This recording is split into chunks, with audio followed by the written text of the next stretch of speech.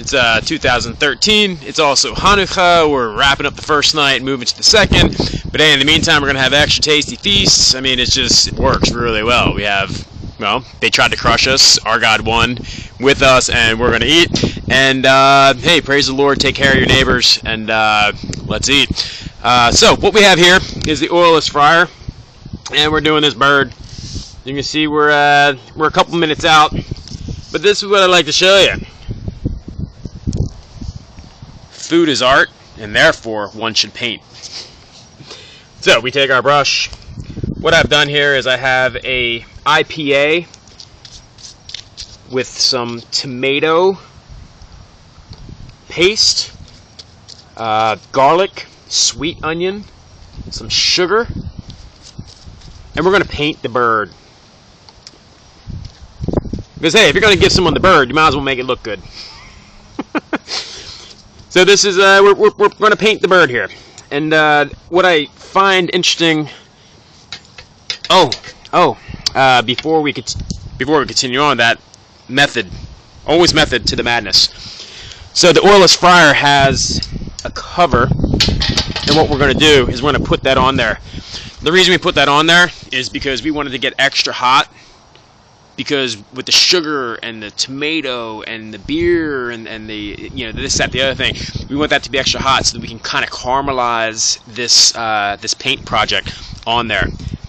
Now we started off with kind of a dry rub, a dry spice rub. In it we have some thyme, we have some Italian seasoning, some kosher sea salt, always kosher, extra kosher on Hanukkah, never not kosher actually. And we kind of put that on there. We have some India spices. Had a great opportunity to travel to India a little bit ago, and brought home some spices. I just named them number 1, number 2, number 3, and what have you. But figuring out which spices you're going to use is interesting.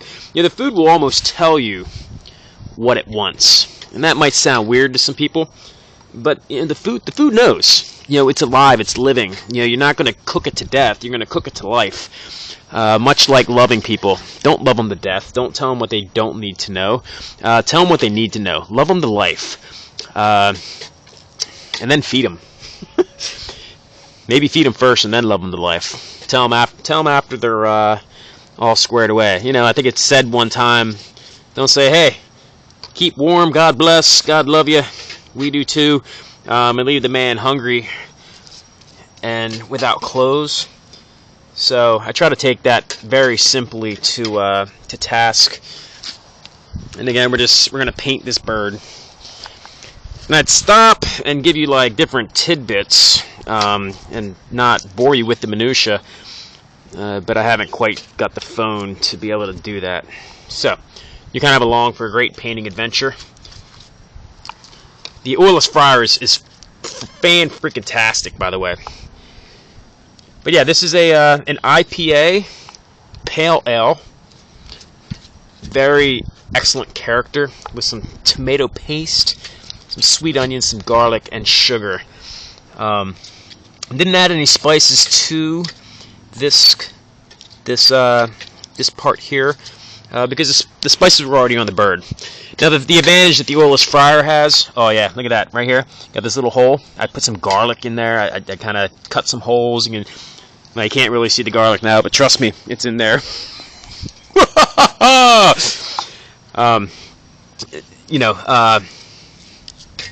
Whatever I was saying, I don't quite recall. But the spices. Yeah, the interesting thing that the oilless fryer has over the oiled fryer is that you can actually put the spices on the outside of the bird, and you can cook it on there. And then you don't really have anything to baste because it's not sitting in juices. So you can get creative. I've thought about maybe melting some butter on here and what have you. But for now, this is what we got going on, and I don't think that we're going to need butter. Quite frankly, the oilless fryer keeps everything nice and juicy, nice and savory. Let me see here. Oh man, this is going to end up looking probably a little darker than it would if we were simply frying it, only because of the tomato and cooking that on there. But I hope everyone's having a happy Thanksgiving. This year it falls on Hanukkah. 2013 is a different year in the scriptural calendar, but it's a beautiful thing that it coincides, because the Maccabees went and they celebrated the last thing that they missed, after I guess 3 and some odd years of not being able to actually partake, and they went back to the feast of Sukkot. And the Sukkot is a harvest feast, much like we're celebrating here. I don't think the Pilgrims actually celebrated here in November. I think they were in keeping with a harvest feast, and it's fitting. I mean, you look at how they got along with the people. The Native Americans, they were, from what I understand, winsome. It appears that they were pretty Torah observant, maybe even messianic. But I digress. Meanwhile, back to the fryer. I'm going to take this top off. We're going to reinsert the bird. And again, because of the sugar in there, it's going to caramelize really nicely. And what we're doing is, we've cut some holes in the skin. We're going to try to seal those up with sugar, and we're going to let it caramelize, and it's just going to be downright delicious. So we'll see you here in a little bit. Oh, we have some juices. What little juices we get. Let's baste that bird. And I've been cooking this without the lid because it makes it a little bit hotter, a little bit more hot in the fryer. So, and we don't want it to be too hot, but I do keep it on here initially, again, simply to caramelize all these juices and what have you. So, I'm not a chef, but I love food, for crying out loud. Enjoy.